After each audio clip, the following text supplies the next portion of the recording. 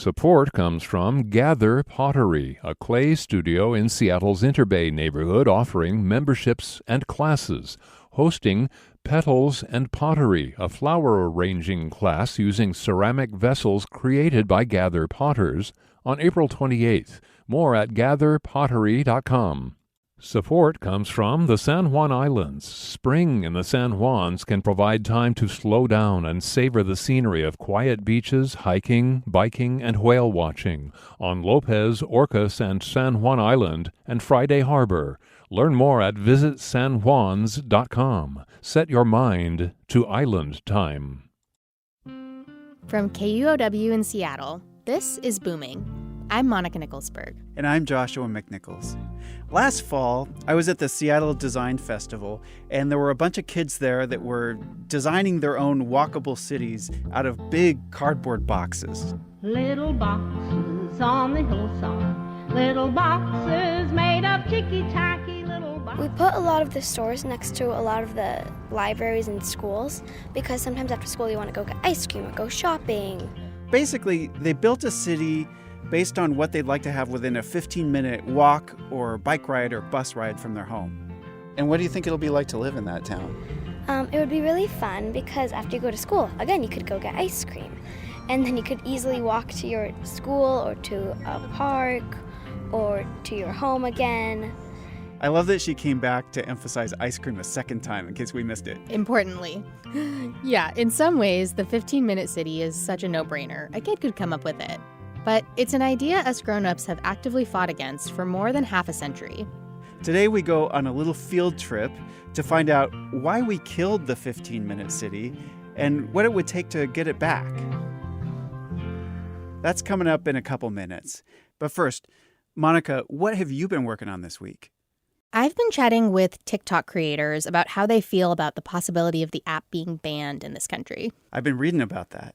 Yeah, so House lawmakers passed a bill that would give TikTok's parent company, ByteDance, 180 days to divest from the app in the U.S. or face a ban. It's not really clear whether it's going to have momentum in the Senate, but it has Seattle area influencers like Tina Thatch spooked. I would lose my community, the community that I started with, the community that I built from Washington Foodies. You know, I was storytelling to help these Black and brown small businesses. That was my goal, being able to uplift these communities in need. Tina has gained a following by reviewing these local minority-owned restaurants. She and a TikTok spokesperson both warned that this could hurt millions of creators and small businesses that rely on the app. But the lawmakers behind the bill say it's dangerous. It's a tool for foreign influence. So could this ban actually happen? Well, President Biden has signaled that he would sign it, but honestly, I'd be kind of surprised if it passed the Senate. A few senators have said they're skeptical about the bill, and it's just not clear how high of a priority it'll be. Okay, well, we will be keeping an eye on your reporting to see what happens. Coming up, a solution to Seattle's growing pains that's hiding in plain sight. That's in a sec.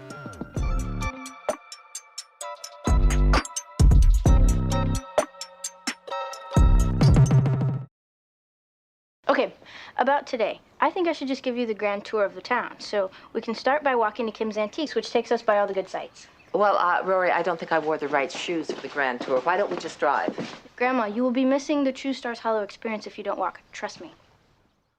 Okay, so last episode, I told you I was looking into the city's new comprehensive plan. You know, the blueprint for how the city's going to look in like 20 years.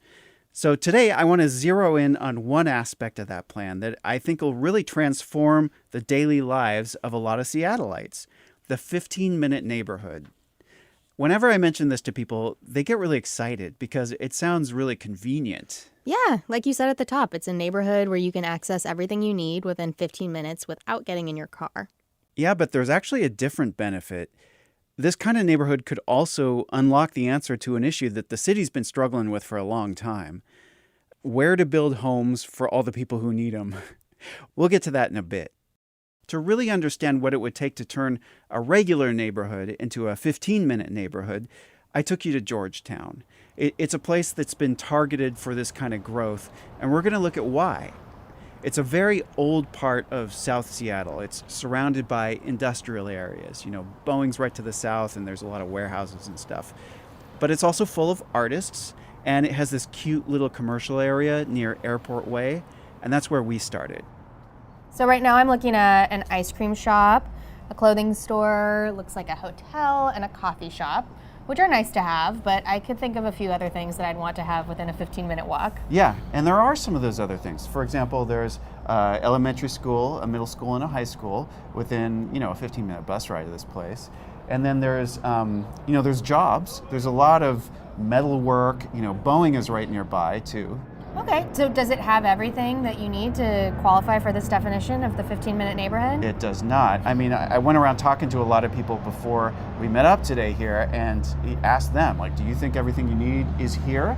And almost uniformly they told me, there's no grocery store. You need a grocery store within walking distance of your home. You need a grocery store. Yeah. Okay, well, should we go explore? Yeah, let's go explore a little bit. So why did growth planners pick Georgetown to become one of these new neighborhoods? Well, for many years, Georgetown was not a place where the city wanted to put growth. And that's partly because it's kind of isolated.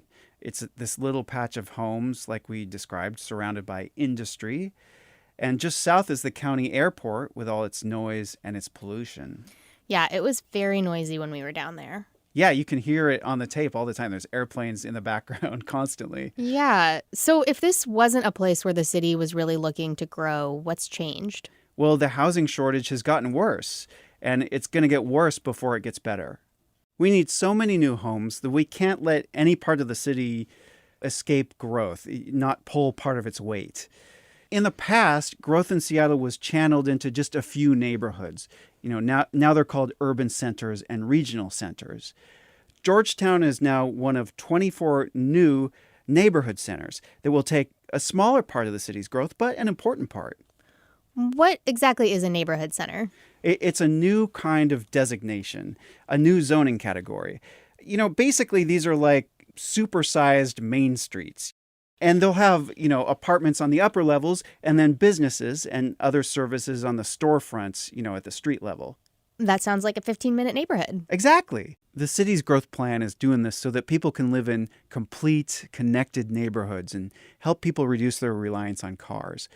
But creating these new neighborhood centers isn't the only thing the city's trying to do to nudge us towards being more of a 15-minute city. There's another thing the plan allows for.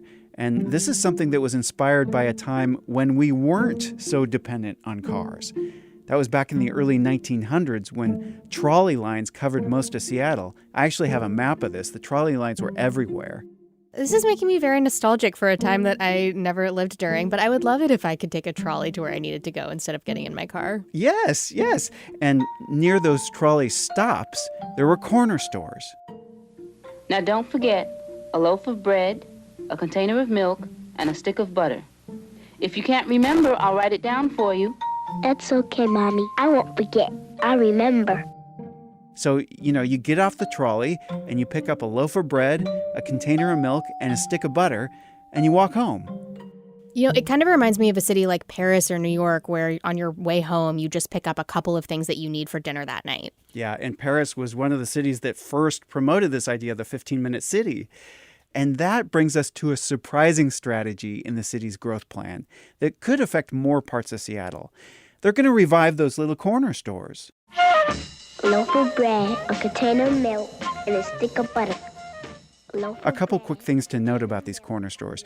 They're not just for neighborhood centers. They'll be everywhere in Seattle, even in sleepy neighborhoods full of old houses. And they actually have something to do with the housing shortage, too. I'll explain. In a 15-minute neighborhood, you want corner stores and other businesses within walking distance of your home, right? But those businesses need lots of people nearby, too. If the neighborhood around them doesn't have enough people, those businesses will tend to rely on customers with cars who drive from far away. But if they have enough people within walking distance, then they can just serve the needs in the neighborhood and not worry about customers with cars. So it's kind of circular, right? I mean, you need more people to make a 15-minute neighborhood thrive. And the more people you have, the more stuff you can have in your 15-minute neighborhood, which takes us back to Georgetown. You see this little building on the corner? Yeah, it looks like a big green Craftsman, like you see all over Seattle, with a bay window kind of looking over the street. But in the bottom, There are these big tall windows and a door that looks like a door to a business, not a door to a house, and there's a security gate in front of it. Yeah, that's right. Because this used to be, historically, a grocery store. It was for many, many years, for decades. And then it became kind of an artisan cake shop. Okay, so just to describe this for listeners, you've told me that little grocery stores like this used to be common in Seattle. They're on busy streets and on quiet streets, but now they're rare. Yeah, and this particular store is kind of a survivor because it's held on as a business through decades where it was illegal to build new stores like this. In the 1950s, for example, planners had this idea that businesses should go on busy streets and in malls, and that quiet residential streets should be basically unblemished by businesses. The suburbs built in the second half of the 20th century are the highest expression of this, cul-de-sacs full of homes over here and businesses over there, in malls and strip malls. Yeah, it reminds me of my suburban youth. Yeah. But like I said, this little store survived all that. Yeah, but as a cake shop, it doesn't sound like it was really helping this community be self-sufficient, like this 15-minute neighborhood we've been talking about. Yeah, unless you just want to eat nothing but cake all your life. Right, which, doesn't sound terrible. But now it's becoming a grocery store again, and it's going to get closer to being that type of neighborhood, the 15-minute type of neighborhood. The tenant is Marissa Figueroa, and she's a well-known community organizer and a food entrepreneur in this part of town. Her new business in that space will be called Bloom Bistro and Grocery, and it's really close to opening. This neighborhood, Georgetown, has been known as a food desert for forever. We have a lot of amazing bars and restaurants, but a grocery store, a small neighborhood grocery store, is something like you talk to anybody that lives here is like what everybody thinks is the last missing piece for this neighborhood. So when I saw this space open, it just clicked. I was like, this is where I need to open my business. We should also mention she's a baker, and she's going to make freshly baked bagels there, too. Yum. Makes me hungry. I know. A bagel shop would definitely be part of my 15-minute city. But I do have a question about something you said earlier. You were talking about this idea that homes and businesses should be separate. Why is that? How did we get to this place where, as a society, we decided to keep them apart? Well, it began with the idea that factories that spew out smoke should not be next to homes. Well, that makes sense. Yeah, and the fact that Georgetown has suffered from pollution from some of the factories nearby highlights why zoning laws to keep them apart are needed in some cases. But those laws also kept out corner stores. And over time, zoning laws were used to separate people by race and class after more explicitly racist practices were made illegal. And, that's contributed to a Seattle where if you look at who owns single-family homes, it's less racially diverse than the city as a whole. Yeah, it seems like that's one of Seattle's big systemic problems. And I haven't seen the research on whether the exclusion of corner stores from these neighborhoods was racist, but anecdotally, corner store owners tend to be more racially diverse than homeowners, at least in quiet residential neighborhoods. Yeah, that makes sense. We've been talking a lot about grocery stores, but there used to be other types of businesses in these corner store locations too, right? Are those going to come back? Yes. And under the city's plan, corner store locations could house other kinds of businesses too, like restaurants or daycares, for example. Daycares? Yeah, I'm kind of a broken record on this show, but daycares would be part of my 15-minute city for sure. Yeah. There's a lot that you've described that is really appealing to me and probably a lot of people. But in the past, these neighborhoods have resisted growth. That's the whole idea of not in my backyard, right? NIMBYism. And that's led to this huge housing crunch that we have right now. Yeah, and, single-family homes are not going to cut it. They're not going to hold enough people, to absorb all the people coming here.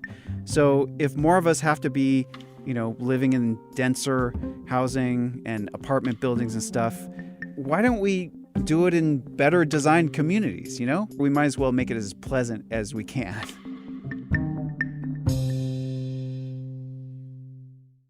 And that's the city's whole pitch, right? They're saying people will welcome growth if we make these 15-minute neighborhoods somewhere that they really want to live. Yeah.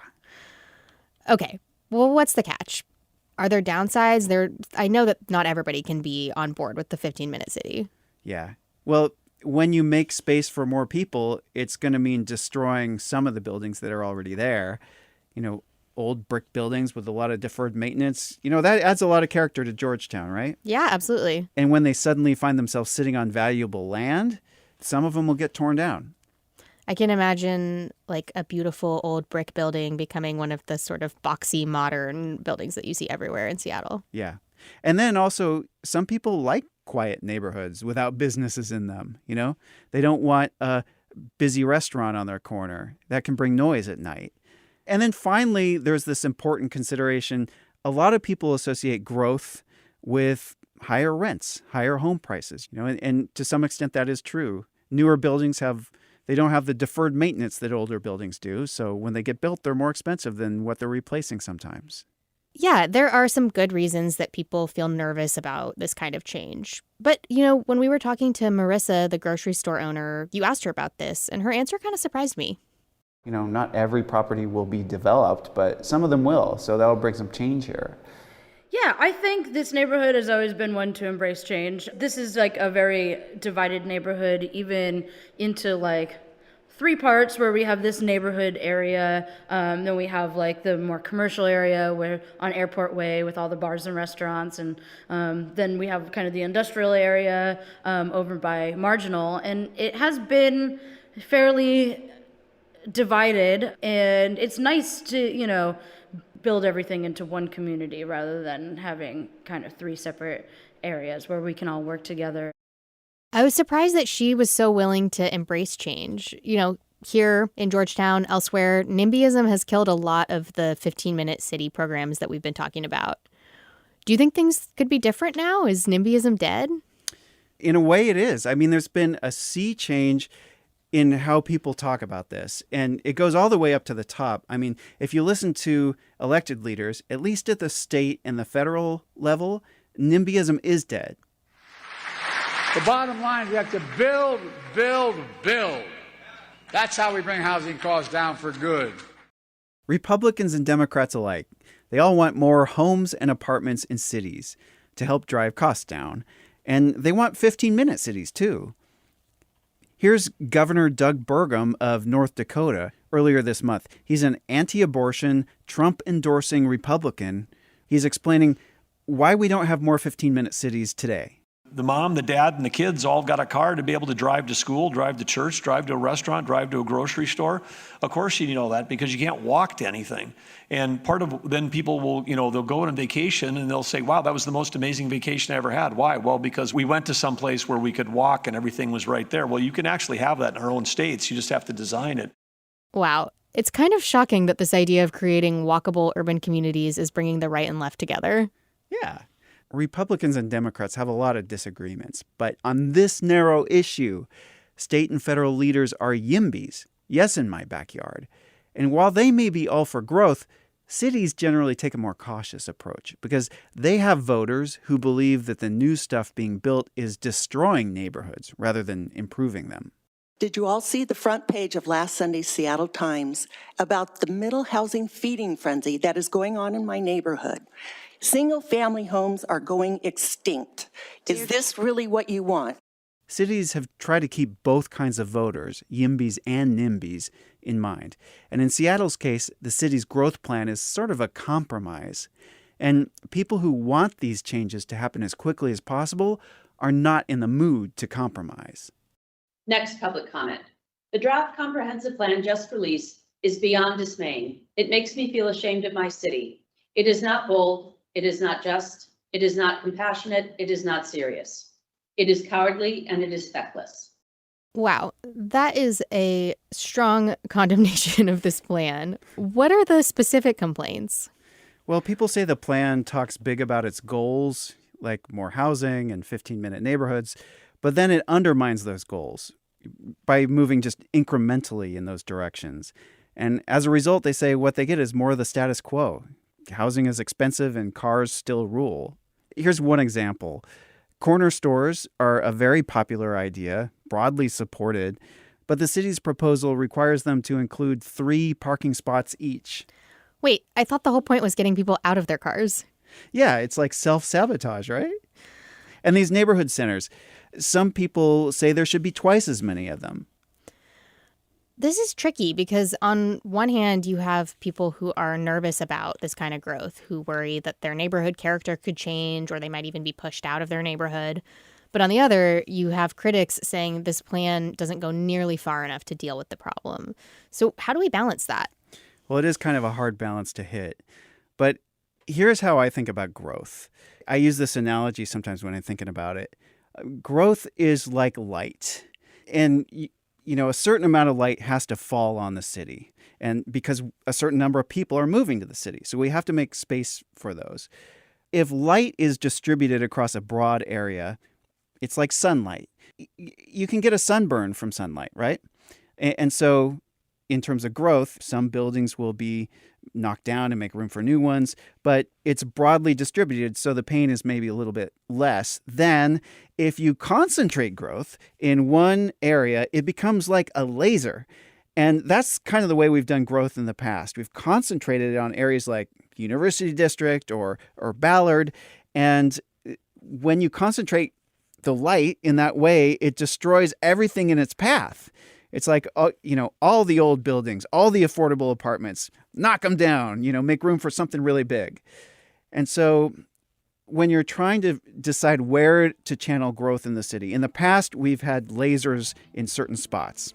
And this new plan, in a way, it says, we're going to think about distributing it more broadly, and maybe it'll displace fewer people.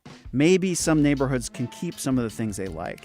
It's a little bit counterintuitive that in order to save neighborhoods, we have to allow more growth everywhere, but that's kind of the way it is.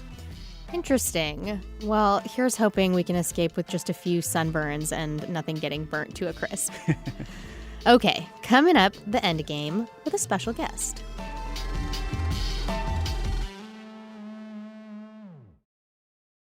Support comes from the Discovery Inn on Washington's San Juan Island, an island getaway that's a ferry ride away, now taking reservations for summer and fall. More information and booking available at discoveryinn.com.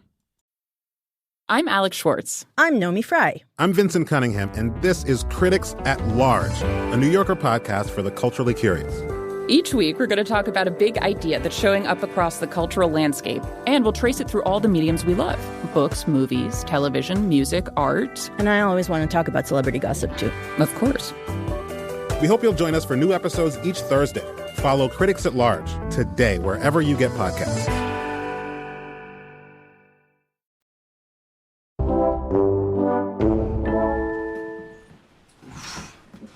Can't tell what's more tragic, the fact that the only store in town is closing, or that they've decided to display the fungal cream beside the cereal boxes. That's actually really convenient because I forgot to have breakfast and I'm running low on fungal cream. I want to hear you say fungal again. Fungal? At the end of every episode, we like to play a little game, and this one is extra special because we have our producer, Lucy Suchek, making her podcast debut. Hello. Welcome, Lucy. Lucy's secretly a big part of the brains of our operation. And she's going to bring us the game today. I am. So we've been talking about 15-minute cities, and we sent out a little message to our listeners to ask what they would need in their neighborhood to make it a 15-minute neighborhood. And we got some interesting voicemails back. So I brought them to you guys to share. I'm going to give you the listener's name, where they live, and a little bit about them. And I want you to guess what you think is missing from their neighborhood. Okay. Okay, so the first one is Jim. He lives in Capitol Hill, and he's a real estate agent, and he collects sports cars. So what do you think is missing from his neighborhood that would make it a 15-minute neighborhood? A junkyard? That's tough because Capitol Hill has everything. Gas station? I mean, there are gas stations on Capitol Hill, but there's fewer than there used to be. But do you need to be able to walk to a gas station? Well, I'll give you a little hint. It has nothing to do with the information that he shared with us. Oh, okay. This is just a profile of him. Okay, something missing from Capitol Hill. And Capitol Hill is like one of the most 15-minute neighborhoods in Seattle. It's got almost everything. Yeah, it's a tough one. But not daycares, maybe. I mean, it's got not a lot of daycares, I imagine. Or a school, an elementary school. So I'm hearing daycare and elementary school. Those are the guesses? Sure. Okay, I'm going to play his voicemail and you can hear it. Hi, this is Jim. What is missing from my neighborhood? A community pool. There's really nowhere to swim. You have to go all the way down to Lincoln Park, the YMCA. My God, it's like $200 a month to get a swimming membership there in the Central District, so that doesn't really count. It would be really nice if we had a community pool or a gym that had a really nice pool. Yeah. That is surprising. I would never have guessed a pool. Well, you know, community pools are kind of like bowling alleys. They take up a lot of space, and they're less common to be built these days. Yeah, I can't really imagine a community pool in Capitol Hill. It's so busy, but that's what he needs. Yeah. Okay, next up is Lisa.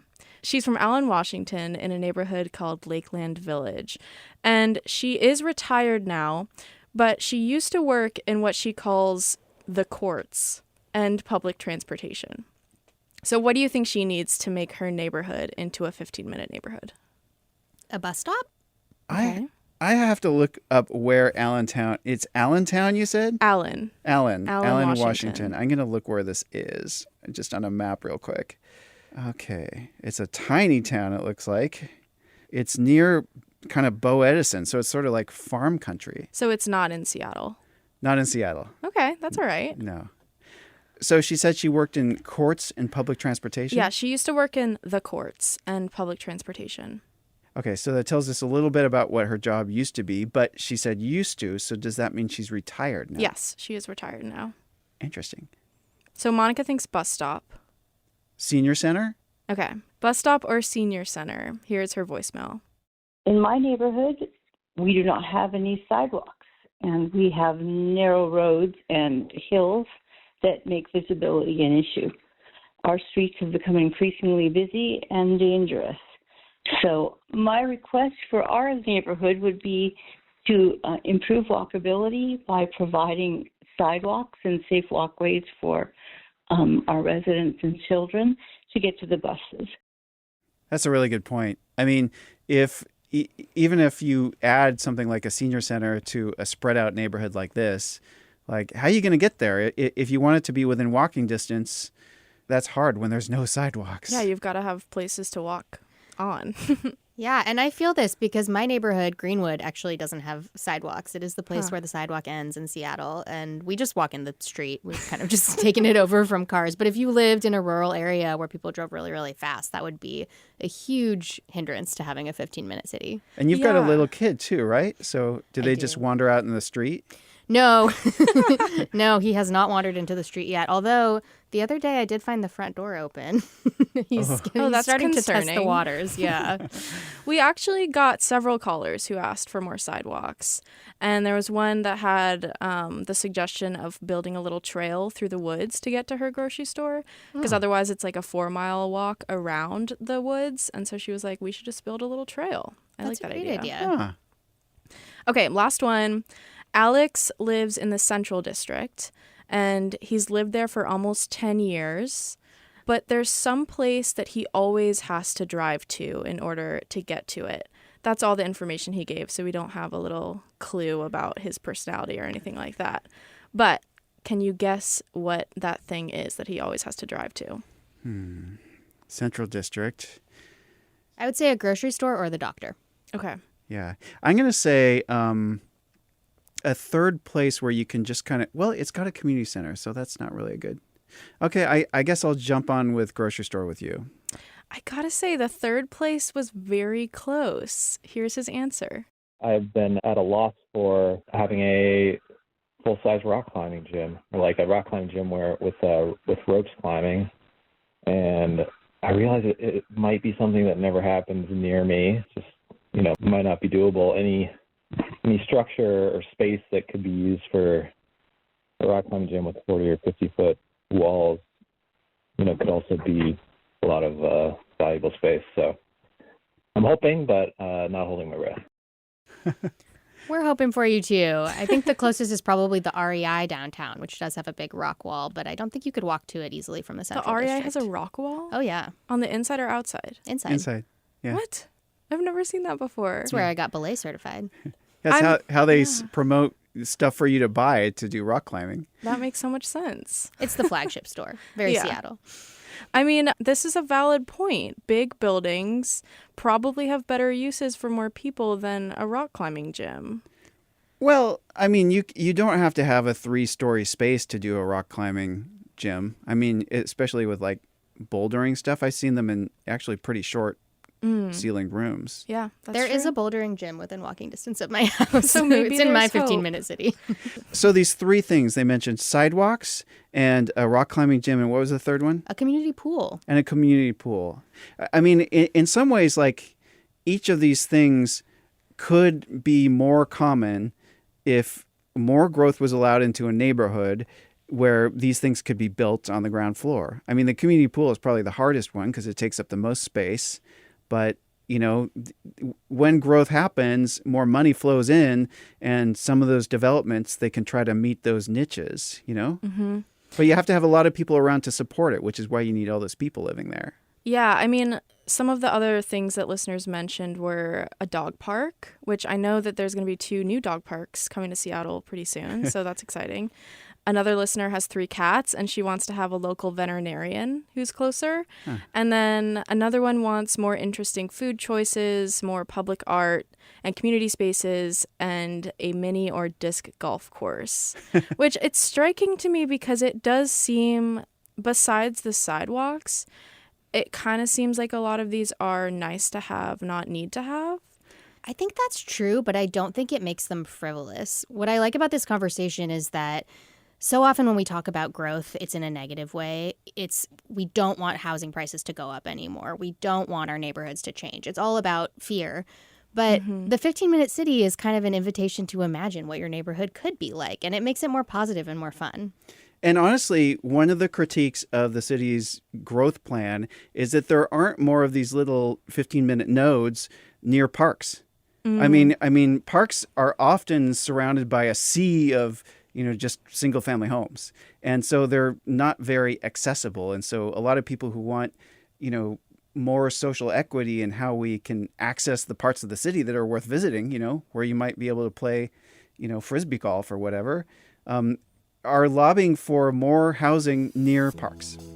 Cool.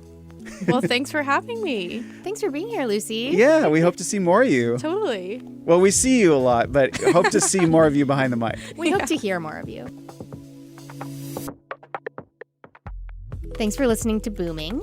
Do you have a question about the economy or what your neighborhood might look like in 20 years? Email us at booming@kuow.org. And we've been getting a trickle of emails from listeners. They're actually using that address. One of the first ones said that this guy listened to your episode last week about the new mommy track, and he decided after hearing that he's going to take parental leave. Yeah, it was so nice hearing from this listener, and in general, just as reporters, nothing makes our day more than hearing that we've had some sort of an impact. So thank you for writing, and we invite more emails. Yes, and of course, a special thanks to all you listeners who are financially supporting KUOW. You make this show possible.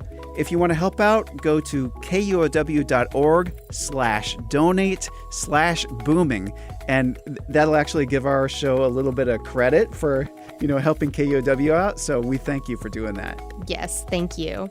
Our producer is Lucy Suchek. Our editor is Carol Smith. Special thanks to Zeki Hamid and Alex Rochester from our community engagement team.